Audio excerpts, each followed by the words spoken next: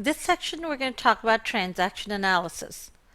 In Chapter 1, we talked about how to prepare the 4 financial statements.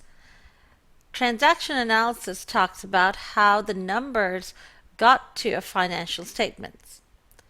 The first thing we'll do is take a look at what a transaction is for a business.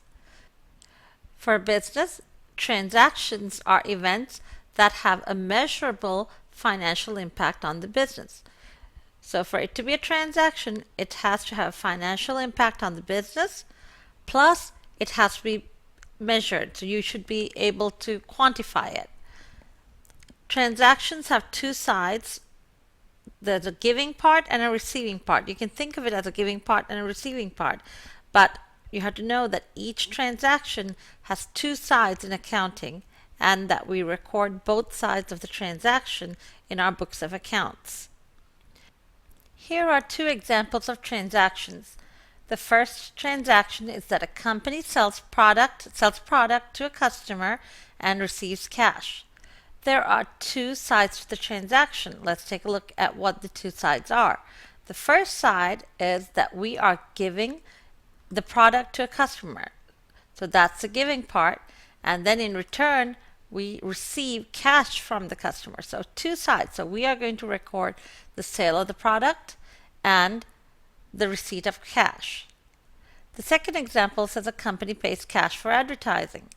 So what do we give? We're giving cash, and in exchange we receive advertising.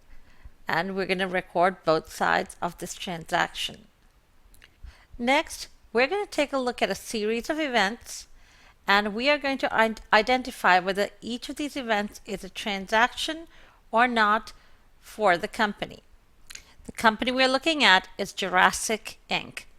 So let's look at the first transaction. It says on January 1st, John Hammond inherits $1 million.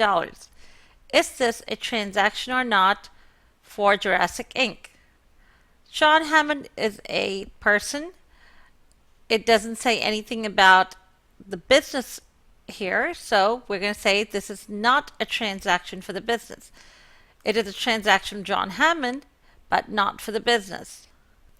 Whenever you're looking at each of these transactions, there are 2 things you need to keep in mind. Is this an event that has a financial impact on the business? And the second thing is this measurable? Let's look at the next one. On January 10th, John Hammond invests $200,000 cash in exchange for common stock in Jurassic Inc. Is this a transaction? Let's see. Does this have a financial impact on the business? Yes. Is it measurable? Yes. Therefore, it is a transaction. Let's take a look at the next one. It's on January 11th, Jurassic Inc. purchases equipment for $55,000 cash. Is this a transaction? First, it has to have a financial impact on the business. Is it a business transaction? Yes. Is it measurable? Yes. Therefore, this also is a transaction. On January 12th, the company leases retail space and pays $4,000 cash for January's rent. Is this an event that has a financial impact on the business? Answer is yes. Is it measurable? Yes, it's $4,000. Therefore, this too is a transaction. Next one. I want you guys to see if you can do these on your own. January 13th, Jurassic Inc. purchases $5,000 of supplies on account. Would this be considered a transaction? The answer is yes, it is a transaction. It impacts the business and it's measurable. Let's look at the next one. January 14th, the company hires a store manager. Is this a transaction? The answer here is no. It's not a transaction. Yes, it does have a financial impact on the business. It is the company who hires the store manager. But the impact is not measurable. We know that we will have to pay him a salary at some point, but that salary is not paid on the date of hire. So on January 14th, this event is not a transaction.